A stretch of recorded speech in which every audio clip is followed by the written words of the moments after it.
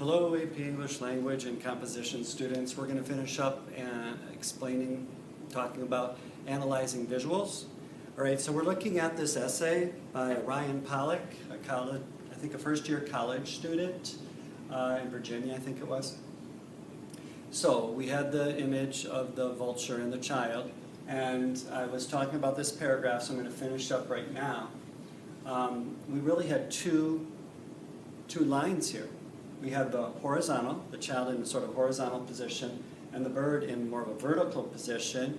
And that isn't always obvious to everyone, but Ryan picked it up, and he noticed that that difference sent a message of some power, right?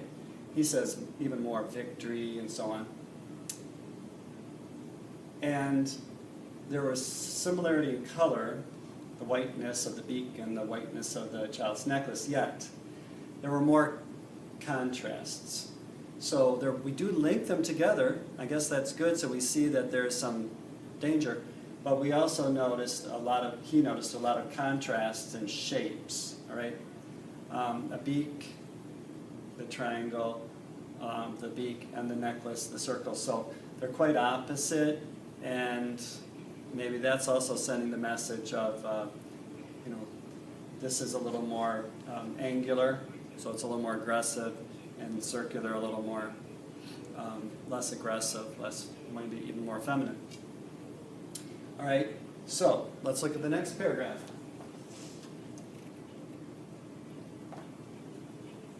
All right, so we have the vulture to the upper left and the child to the lower right. He uses the word line, but really it's the idea of continuation, because our mind makes a line that isn't there from the bird to the child, and so if there were, that would be a downward, angular line.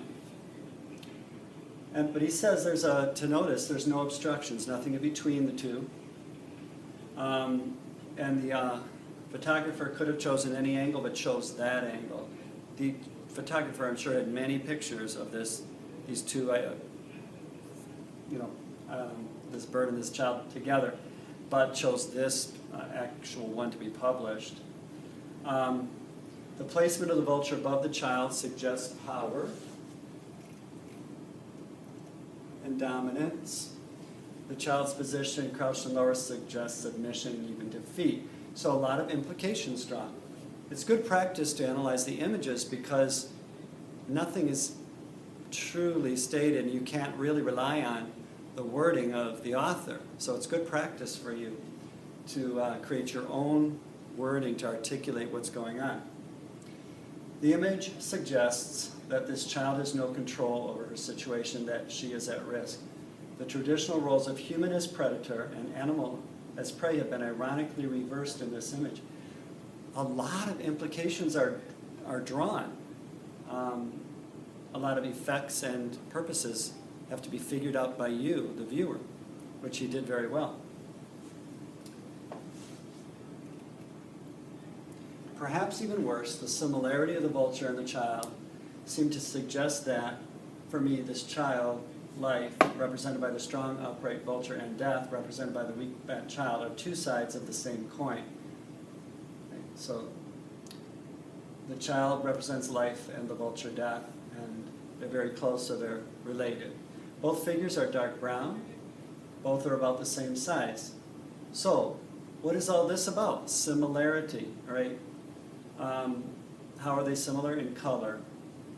So even though they are so different, a bird and a child, we still have to pay attention to other qualities of the image, right?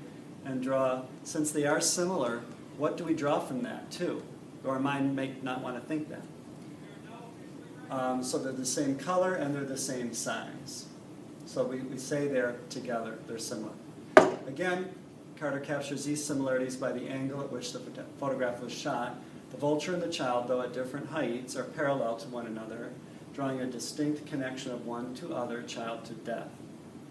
Although one may briefly outshine the other, the existence of the Sudanese child is but a tiny part in a brutal cycle.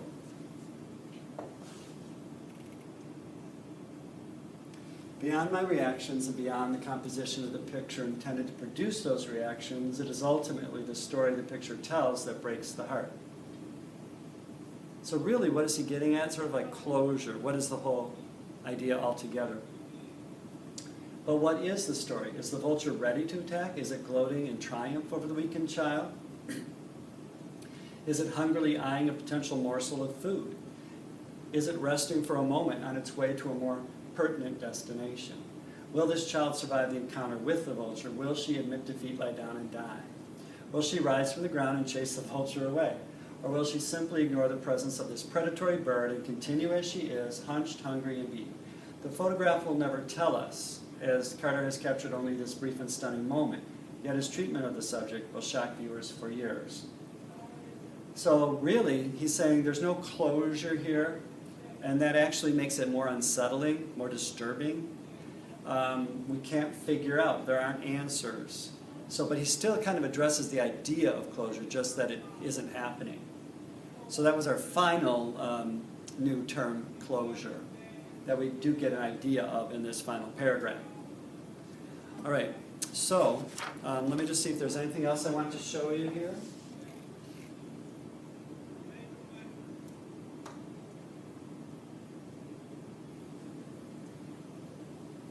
I think that's about it.